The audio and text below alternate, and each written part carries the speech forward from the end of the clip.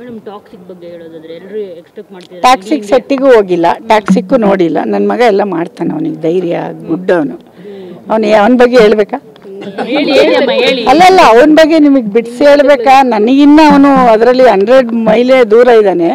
ನನ್ನ ಮಗ ಎಲ್ಲ ಮಾಡ್ಕೊಂಡು ಬರ್ತಾನೆ ಅನ್ನೋ ನಂಬಿಕೆ ನನಗಿದೆ. ಅವನ ಬಗ್ಗೆ ಮೊದಲಿಂದ ಇಂಟರ್ವ್ಯೂ ತೆಗೆದು ನೋಡಿ, ನನ್ನ ಮಗನ ಬಗ್ಗೆ ನನಗೆ ಹೋಪ್ಸ್ ಜಾಸ್ತಿ. ಅವ್ನು ಚೆನ್ನಾಗೇ ಮಾಡ್ತಾನೆ. ಮ್ಯಾಮ್, ನಿಮ್ಮ ಮಗ ಅಷ್ಟು ಹೆಸರು ಮಾಡಿದ್ರು ಕೂಡ ನಿಮ್ಮಲ್ಲ ಒಂದು ಇನ್ನೋಸೆನ್ಸ್ ಹಾಗೆ ಉಳ್ಕೊಂಡಿದೆ. ಕೆಲವರೆಲ್ಲ ಏನಾದ್ರು ಒಂದು ಹೆಸರು ಬಂದಾಗ ಜನಪ್ರಿಯ ಸಿಕ್ಕಾಗ ನೆಕ್ಸ್ಟ್ ಲೆವೆಲ್ ಆಡೋದನ್ನ ಗಮನಿಸಿದ್ವಿ. ಬಟ್ ನಿಮ್ಮಲ್ಲಿ ಆ ಒಂದು ಇನ್ನೋಸೆನ್ಸ್ ಹಾಗೆ ಉಳ್ಕೊಂಡಿದೆ. ಆಡಬೇಕಾ?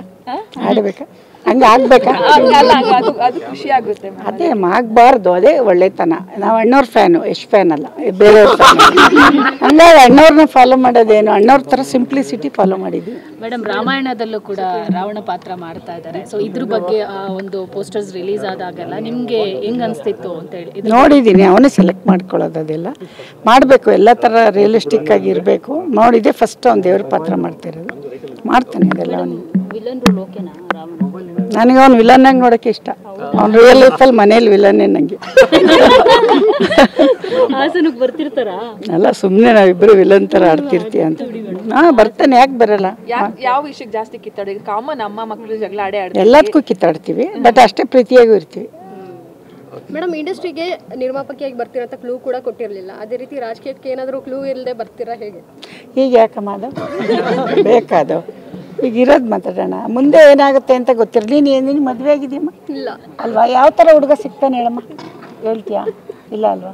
ಕ್ಯಾಮ್ರಾ ಆಫ್ ಆದ್ಮೇಲೆ ಹೇಳ್ತೀನಿ. ಅಲ್ಲ, ಮತ್ತೆ ಹಂಗೆ ನಾನು ಹೇಳ್ತೀನಿ. ಮತ್ತೆ ಅಲ್ವೇನ್ರಿ, ಮುಂದಿಂದ ಯಾರು ಹೇಳ್ತಾರೆ? ಇವತ್ತಿನ ಭವಿಷ್ಯ ಹೇಳ್ಬೇಕು. ಹೆಸರು ಇದೆ ಈಗ,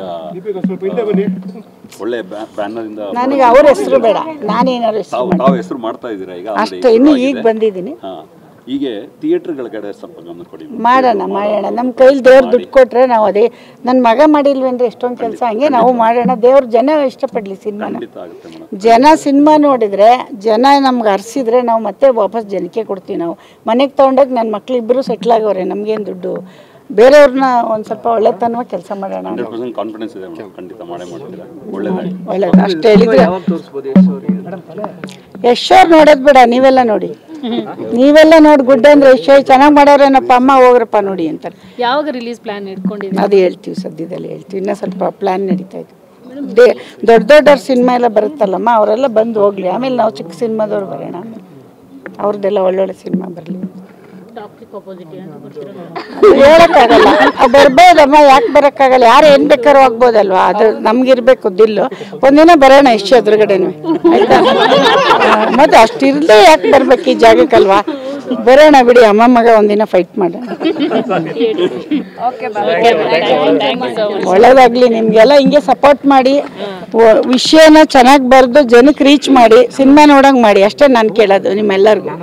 ನೀವೆಲ್ಲ ಚೆನ್ನಾಗಿ ಸಪೋರ್ಟ್ ಕೊಟ್ಟರೆ ನಾವು ಏನೋ ಒಳ್ಳೇದು ಕೊಡ್ಬೋದು. ಇವತ್ತು ಎಷ್ಟು ಮಾಡಿದಾರೆ ನೋಡಿದಿರಲ್ಲ, ಎಷ್ಟು ಒಳ್ಳೊಳ್ಳೆ ಕೆಲಸ ಮಾಡಿ. ಹಂಗೆ ನಾವು ಮಾಡ್ತೀವಿ. ಖಂಡಿತ ಮಾಡ್ತೀವಿ.